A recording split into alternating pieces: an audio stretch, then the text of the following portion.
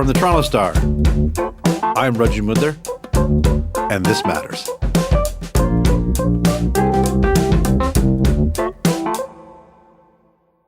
Friends.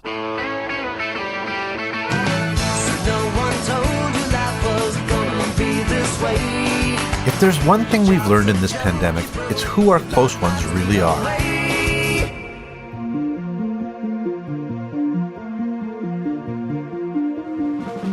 Like that sitcom, our inner circle of close friends has never been tighter. But if we are talking in terms of that show, today we're not going to be talking about the main group. Today, we want to talk about Gunter. He's the guy who works at the coffee shop. And the point is, while this pandemic has affected our relationships with those closest to us, it's wiped out all of our small interactions with acquaintances, or people at work that we like to see but don't really work with. People like bartenders, or the baristas at the coffee shop. These interactions actually play a larger role in our social health and well-being than we think. Amanda Mull is a staff writer at The Atlantic who wrote a great piece looking at what we lose when our casual relationships are disrupted. She joins us to talk about it. Amanda, thank you so much for taking the time to join us. Thank you for having me. Okay, Amanda, I basically miss everybody right now. And there are so many fascinating things in your piece that I really want to get to, but I also think it's kind of fitting that the day after the Super Bowl, we're talking. Because as I read, it seemed like the inspiration for this piece was you missing watching sports in a bar, which is something that you do with friends, but also with a group of strangers. What is it that you miss? Yes, I'm a big football fan, mostly college football, a little bit of NFL. And I realized after a while that that is one of the defining social activities of much of my year during football season. And I just realized that there's something about the energy of being in a crowd of people who are all having the same feelings and want the same thing and are just keyed into the same emotional wavelength.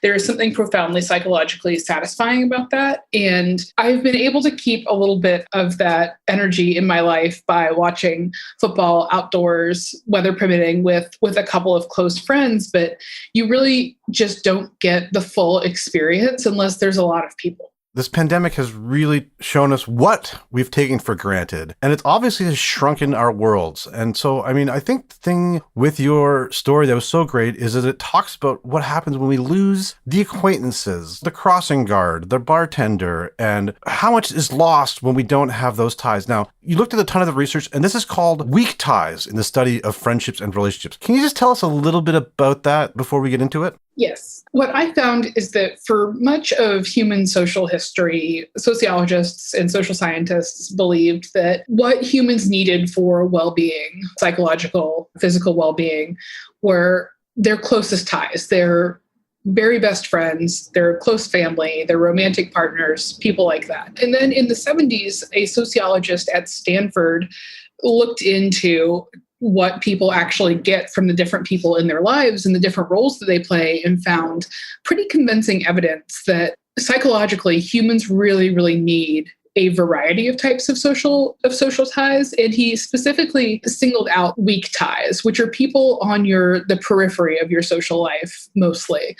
So everybody knows what an inner circle is. He posited that there is also an equally valuable outer circle. Those are your barista at your local coffee shop who knows your order, your local bartenders, the people you see at work but don't work with directly. So maybe somebody in a different department that you chat with in the kitchen while you're waiting to heat up your lunches. Hi, Stretch. What's the good word? My name is Grimes, Simpson, Frank Grimes. I took the trouble to learn your name. The least you can do is learn mine. Okay, Grimey. They're your neighbors. There are all kinds of people throughout your life that you interact with in some capacity on a daily basis, but that you don't necessarily know their names, or you might not know their last name. You don't necessarily know how to get in contact with them. They're the social interactions and relationships that sort of take place out in the world, instead of the ones that we keep close track of and that take place within our homes emotionally between two people as a result of intentional interaction instead of incidental. So this was posited by a Stanford sociologist, Mark Granovetter, and he basically found that while these are the relationships and small interactions we really don't think very much about, they can actually have a big impact, like he found on your career, right?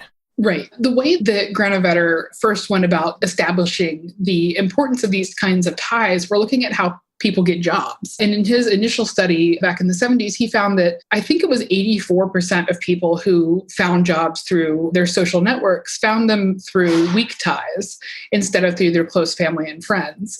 And that sort of demonstrates, I think, what the importance of weak ties is. They give you variety. They bring new information, new opportunities, other new people. They're the thing that tethers you to the world at large. And being tethered to that wider community, to that wider set of people, can bring about opportunities that you might not have been aware of otherwise. And that is true socially, but it's also true professionally. One of the lines that I really loved from your piece was from another researcher. Friend is a very promiscuous word. He's basically talking about how we don't really delineate between people who we consider our friends. What was he trying to get at in terms of these weak tie relationships? Yes, this is one of my favorite conversations that I had for this piece. It was with William Rawlins, who's a professor at Ohio University who studies friendship. One of my goals in this was trying to figure out what you call these people and if we have a word for them. And the point that he was making is that we don't really have a word for anybody besides friend. Watch it, bud. Who you going, bud, pal? Who you calling pal, friend? Who you going, friend, jackass? Acquaintance sort of works, but some of your weak ties and some of the types of people that we're missing right now are closer to us than acquaintances. They're people whose friendship you really value and who you know, but maybe those relationships just involve doing stuff out in the world together instead of, long talks on the phone. There's no real word that encapsulates all of these different types of relationships except for friend.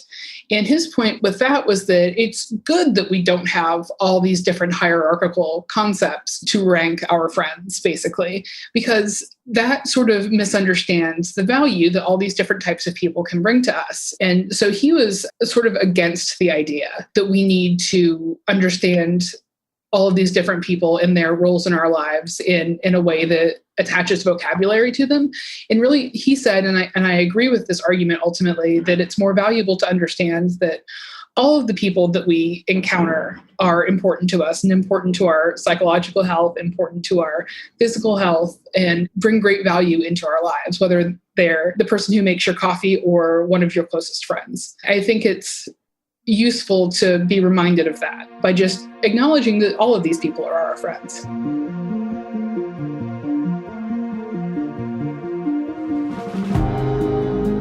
We'll be right back.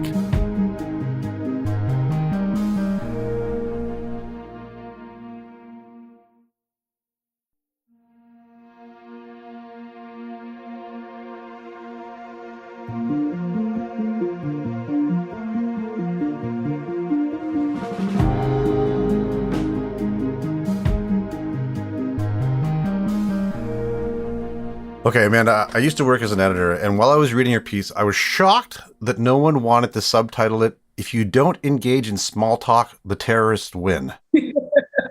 Now, that's an oversimplification. But basically, one of the things that you write about is that people who close themselves off from the world are the people that are more easily radicalized, right? But I think the larger thing of that is because people on the periphery of our lives are the ones that often challenge us and make us think a little bit differently. Right? Like, can we talk about those things and this idea first about the radicalization, but also about what, I guess, the people we don't see all that often bring to us? Right. The people on the periphery of our lives are more likely than those closest to us to have different ideas about things, to have different types of information, to have different points of view on life, to have different experiences than our own.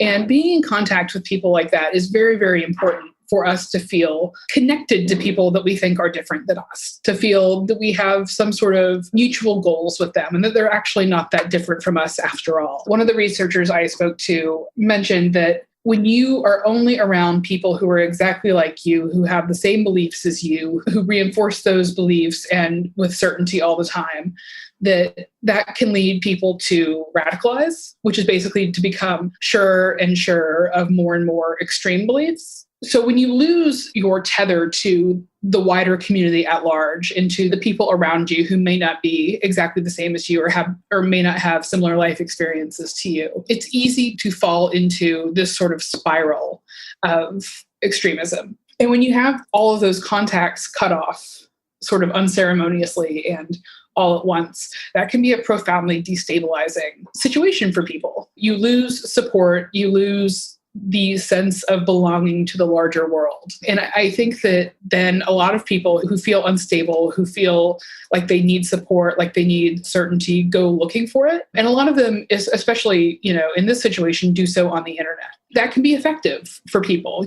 Maybe you find a group that wants to talk about baseball and that's your favorite sport. Maybe you find a group that does the same hobby as you, knitting, something like that. And those can be beneficial, stabilizing, comforting sources of social support in a time like this. A lot of the social platforms that we use for pursuing these kinds of social interactions online have algorithms that sort of act in particular ways that may not be in the best interest of the people using them. You see this with Facebook a lot, that a lot of their recommendations tend to be political and they tend to be sort of extreme. And this is like a known problem within Facebook. They know that their algorithm does this. So if you were a person who is reading election news or something like that, for instance, Facebook is then incentivized to give you more and more extreme content because that's what spurs interaction. That's what encourages people to keep clicking, to keep interacting, to comment on things, to share things. So you end up in these sort of extreme realms of thought that are self-reinforcing. They're large groups of people who all believe the same sort of extreme things and who share misinformation and disinformation freely. And you end up with a really toxic information environment that provides certainty, that provides social support, that provides a sense of belonging, which are social dynamics that people are really seeking out right now, which is how you get the sort of astronomical growth of things like QAnon. One of the other interesting ideas that you bring up is conversational reciprocity, which really actually does speak to the power of small talk, right? Right. Conversational reciprocity is a really interesting dynamic that I think that once people understand what it means, they can sort of see it around them and see it especially in their workplaces. I talked to one researcher who is studying this currently, and he recently published a paper about how this goes in workplaces, which is an environment in which you often have one person instructing another person on how to do a task. Hello, Peter. What's happening? We have sort of a problem here. Yeah, you apparently didn't put one of the new cover sheets on your TPS reports. Oh, yeah. I'm sorry about that. I forgot. Yeah. You see, we're putting the cover sheets on all TPS reports now before they go out. Did you see the memo about this? And these sorts of interactions are sort of inherently unbalanced, where you get one person talking a lot and another person just receiving instruction.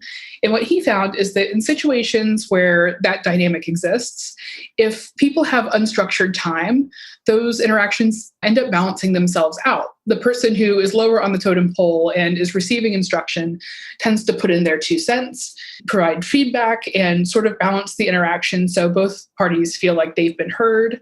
And that ends up with people feeling happier and more satisfied about completing the task afterward. And this happens sort of naturally in office environments, in workplace environments, as long as they're healthy environments. Where it doesn't really happen naturally is on Zoom and other types of video conferencing software. Because when you schedule something and you know who the participants are and you know what the subject of the conversation is, you come in with very specific ideas about who's going to be doing the talking, who's going to be listening, and when that interaction is going to be over. So you don't really get the reciprocity that you would have in an in-person interaction, and you don't really have like the casual time to like maybe get a coffee afterwards or something like that and chat about how things would go that way. So you end up sort of in a situation that is very transactional. People don't like that. Nobody likes that. Bosses don't like that, usually, in a healthy workplace. So I think doing this for a year has hurt morale in a lot of ways for people at work. Even workplaces that are still functioning, I think people are starting to get a little bit testy with each other, just because this sort of like natural human balancing act is out of whack. And there's no really obvious way to put it back in order. Just we don't have the tools that facilitate this kind of interaction. You mentioned Zoom, and you've already mentioned some of the toxic things about social media, but I do find it really interesting because these networks, these social media networks, they do help people connect. It's just not the same, at least to me. Am I just an old fart for thinking that? Saying that I want the IRL interactions and I miss them? Because I wonder about young people now who are coming of age in this and whether it's going to be a Zoom world for them from now on. Do they realize what they're missing, do you think? I think that they do realize it. And all of the experts I spoke with said that these types of tools can be profoundly useful in a situation like the one that we're in now, in keeping people tethered to others and providing people with an outlet and providing people with an opportunity to feel like they're still participating in the world. Like you said, they do have some downsides. They cannot recreate everything that makes human social interaction beneficial. One of the researchers I spoke with said that the value of in-person interaction is, to a great extent, just being perceived and confirmed and having your humanity reflected back at you. And that can happen in just like a little chat with a cashier when you buy lunch. And it happens for the cashier in that moment too. If you have, as someone who has worked customer service for years in the past, having nice customers who smile and ask how you're doing is like great. It can make the difference in how your day goes, totally. And I think it can make the difference for people patronizing those businesses too. And I think that those types of interactions are things that we took for granted. And they're the types of interactions that can't be digitally recreated. You can't have that nice little chat doing curbside pickup. You can't have that nice little chat when somebody's leaving something outside of your door for you. You know, you strip out all the humanity from those human interactions and it's just the transaction left. So while the digital tools we have are good for keeping the world churning in some sense, there's just things you miss. Now, here's the other thing. All the other researchers, it seemed to talk to, were really hoping that as we come out of this, as you know, we get vaccines, as we hit our roaring 20s, new roaring 20s that are going to come, that we start to really think about our friendships and our relationships with all those people and not take it for granted. How do we do that? Like you said, all of the researchers I spoke with were hopeful that this sort of prolonged absence of all of these weak ties helps us understand exactly how valuable people are to our lives, and especially people that do kinds of labor that our culture doesn't really value, like people who work in customer service, people who work in restaurants, people who work in coffee shops, delivery guys, people like that. All of the work that they do and their humanity in doing it is vitally important for the society we live in. And it's very, very easy to dismiss their role in our lives. Hopefully, when we're able to return to some of our normal interactions with people again, we don't forget how lonely it felt to be without them. We don't forget how much we were lacking when we didn't have those people in our lives. And hopefully it helps us just revalue and reorder how we think about who matters to us, who brings value to our life, and how we should perhaps treat them as a result. I think the thing that I really loved about your piece was that it made me think about some people that I hadn't been thinking about, as I've been concerned about, obviously, you know, my close friends, my older parents, and trying to juggle family, friends, and all that on Zoom calls and stuff like that. So I think a great line to sort of end on is we should just all remember to be kind to each other. Amanda, I really, really want to thank you for your time and discussing this with us today. Yes, thank you so much for having me. Amanda Mull is a staff writer at The Atlantic.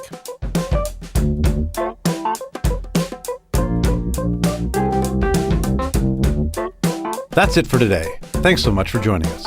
This Matters is hosted and produced by me, Raju Mudler, Adrian Chung, and Saba Etizaz. Produced and mixed by Sean Pattenden, and our director of programming is JP Foso. Our show theme music is by So Called, and our episode music is by Mike DeAngelis. We want to hear what stories matter to you.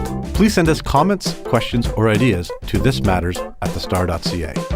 Please consider supporting the journalism the Toronto Star newsroom does at thestar.com. And don't forget to subscribe to This Matters on Apple Podcasts, Spotify, or wherever you listen to your favorite podcasts. Let's talk soon.